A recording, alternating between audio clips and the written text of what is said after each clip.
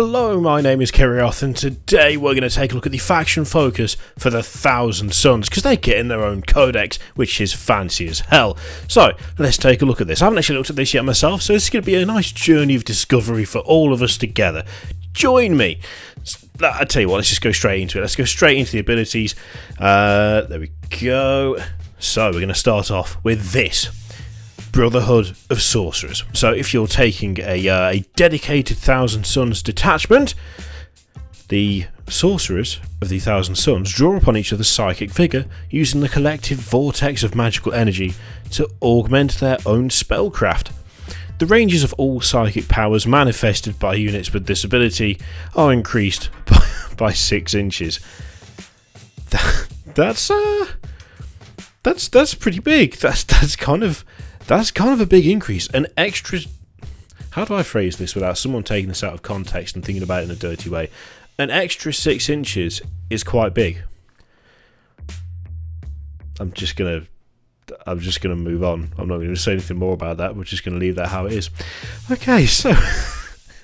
To further reward players who choose to use the Sorcerer's Might of the Thousand Sons, the new codex gives you not 1, but 3 new psychic disciplines to draw from, in addition to the full Dark Hereticus discipline from Codex Chaos Space Marines, reprinted for the full convenience in this codex. Bloody hope so. We've already got enough books to lug around as it is, says everybody. You'll be able to take advantage of the Discipline of Change, a set of powers designed to enhance your own units or excoriate the enemy with a storm of mortal wounds. There's that word again. There it is, mortal wounds. Oh lord, are we going to see another Death Guard thing? I mean, obviously not actual Death Guard, but you know what I mean. So, the Glamour of Tzeentch, which I keep scrolling up and down on by accident. The Psyker twists and obscures perceptions of his foes to the point that his allies become all but invisible. Glamour of Tzeentch has a warp charge value of 7. If manifested, select a friendly Thousand Sons unit within 12 inches of the Psyker. Until the start of your next Psychic phase, your opponent must subtract 1 from any hit rolls they make for models that target that unit. I like that. I have to admit, I like that. We're only 2 in. Okay? So we've got the bonus for just it being a Thousand Sons detachment, which, I mean, an extra 6 inches on psychic powers is obviously pretty damn good. Glamour of Tzeentch feels just so right for these guys. I mean, obviously it's Tzeentch, but you know what I mean. Sorry, I'll correct myself now. I can already see the comments. You've already educated me once. It's Tzeentch. It's just Tzeentch. There's no T. I'm aware of this. I fell into the trap. I regressed back to the previous nonsense of pronouncing it incorrectly. Tzeentch. Okay, we've got that sorted. We're fine. We're fine now. We're all good. Friends again? Yeah? Shake on it? Yeah, okay, nice. So, I like that. That's cool. I'm already getting a nice sort of flavour sensation from this. I really need to find ways to phrase things better. A flavour sensation. It sounds like I'm advertising a restaurant. What the hell am I talking about? Anyway, let's move on. Doombolt. If you're looking to isolate a particularly dangerous enemy unit, the Doombolt's psychic power both restricts their movement and deals some mortal wounds to boot. Again, getting the mortal wounds in there. Solid. Doombolt, the Psyker hurls a bolt of roiling energy that blasts its targets into terrifying new shapes. Nice. The Doombolt has a warp charge value of 9. If manifested, select an enemy unit that is within 18 inches of the Psyker and visible to him. That unit suffers D3 mortal wounds and in their following movement phase must halve their move characteristic and cannot advance. Oh! Okay, so that's within 18 inches of the Psyker. If we scroll up quickly, so with a dedicated Thousand Sons attachment, that would be a range of 24 inches. Yep, 18 plus 6 is 24. Again, I'm liking that. I wanted to just double check that I had remembered it was 6, which obviously it is. Yeah, again, I like it. I do like it. I mean, 24 inches is pretty good for something that does D3 mortal wounds.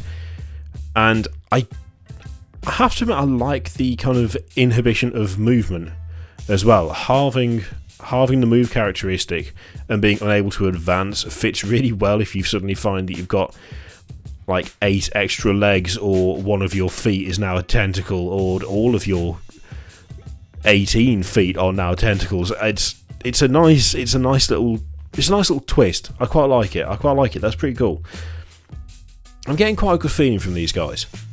This feels like a kind of a nicely fluffy sort of thing so far, which is exactly what you want. That's exactly what you're after from, especially just in general, but especially from abilities. I feel like having a decent bit of fluff integration is always proper for this stuff. Okay, let's have a look at some stratagems.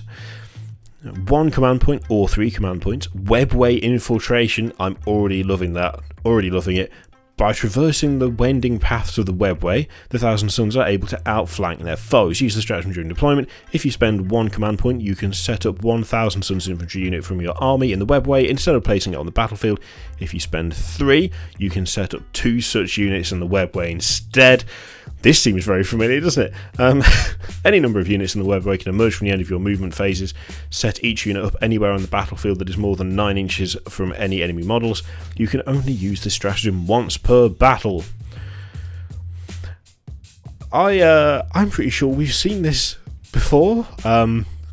Literally like a matter of a week ago, because that is essentially exactly what the Custodes got, where you could take 1 unit and you could have them drop in, or you could take 2 units and have both of them drop in for 1 command point or 3 command points respectively. I mean, I like the twist on it. I honestly do. It's a clearly recycled ability. There's absolutely no doubt about that, because I could probably just have a quick look on Warhammer Community and find the exact thing for the Custodes that describes pretty much the same thing, but replacing Webway with, was it Deep Strike or was it Drop Pod? I can't remember. Either way, despite that being a recycled thing, I actually really like the way they've recycled it. It may not be hugely exciting, but just turning it into some sort of, into webway infiltration, I like it more than I should, considering I saw the same thing last week. So I'm going to say good work on that, because that shouldn't be interesting, and yet somehow it kind of is, even though it's no different. Still, I'll take it. Again, it's all about the fluff, it's all about the flavour for me. It doesn't necessarily have to be 100% original. As long as the twist is there to make it appropriate, I can live with it. It's when it just feels used all over again, you know? Okay, so there's also Dark Matter Crystal. By siphoning the perpetual gloom from the location where Mangle 3 once existed in real space, a cabal of sorcerers from the Cult of Magic created the Dark Matter Crystal. One in command of this powerful relic can use its energies to temporarily fold space, creating a localized wormhole through which he or his allies can step. God damn. Once per battle at the end of your movement phase, you can select the bearer or a friendly Thousand Sons infantry unit within 12 inches of him, remove that unit from the battlefield, and immediately set it up anywhere on the battlefield that is more than 9 inches from any enemy models. This does not count as falling back if the unit was within 1 inch of any enemy models. Again, we've seen that before, and it was decent the first time I read it, and it's decent again now. So, again, a little bit of flavour added in to probably make the fact that it's recycled not as obvious, but it's still not bad. Okay, we also have, for 1 command point, Warp Flame Gargoyles. On the hulls of vehicles swollen with the power of Tzeentch, gnashing maws open to spew fire on those nearby. Use this stratagem at the start of any fight phase. Pick a Thousand Sons vehicle from your army, not a Hellbrute or Helldrake, and roll a d6 for each unit, friend or foe within 3 inches of it, subtracting 2 from the roll if the unit being rolled for is a character or vehicle. On a 4+, the unit being rolled for suffers d3 mortal wounds. So that's some more mortal wounds to add to the mortal wounds tally. We've got the ones from Doombolt, and we now have the ones from Warp Flame Gargoyles. For 1 command point, that doesn't seem too bad. Although I'll be honest, I don't think I've seen a huge number of vehicles in a lot of the Thousand Sons armies that I've seen.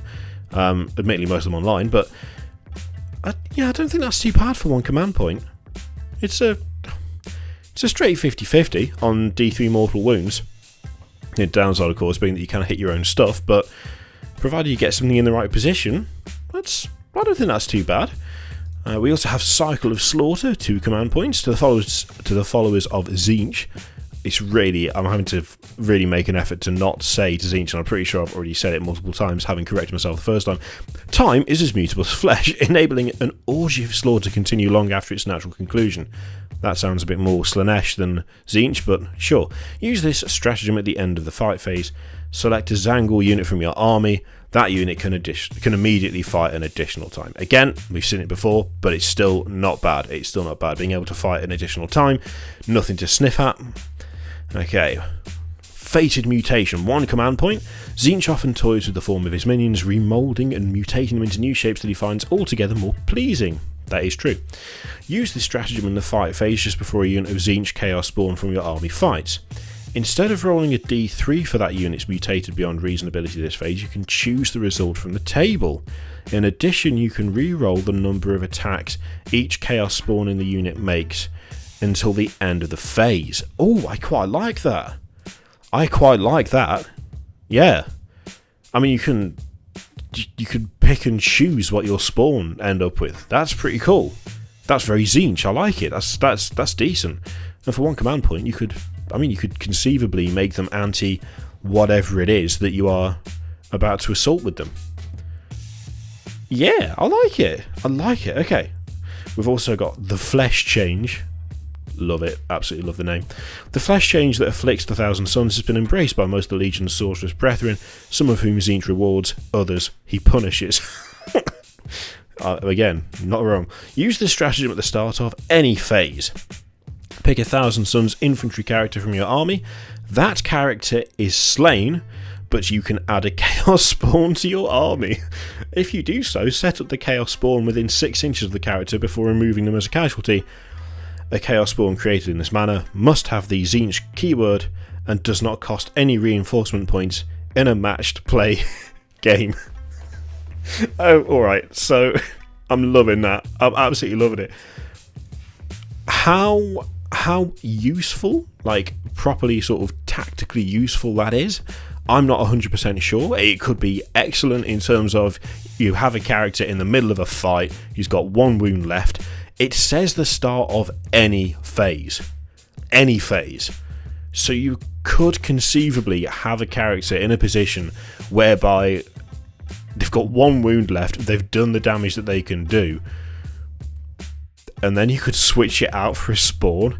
Now, the real question is, and there's nothing to suggest that you can't do this, you could take that character that is on the verge of death, you switch it out for a spawn, it's within 6 inches of the character, so you could advance it using that method if you wanted to, get it close to what it needs to be close to, and then you could use the Fated Mutation stratagem straight after to pick what that spawn does from the table. Again, whether that is in any way practical, whether that is in any way going to be useful, I do not know. I would not like to make that call. I'm not a Chaos player and I haven't been for quite some time. The actual stats of a spawn I do not know off the top of my head. But in terms of sheer Tzeentch-based fuckery, that is right up there and I'm loving it.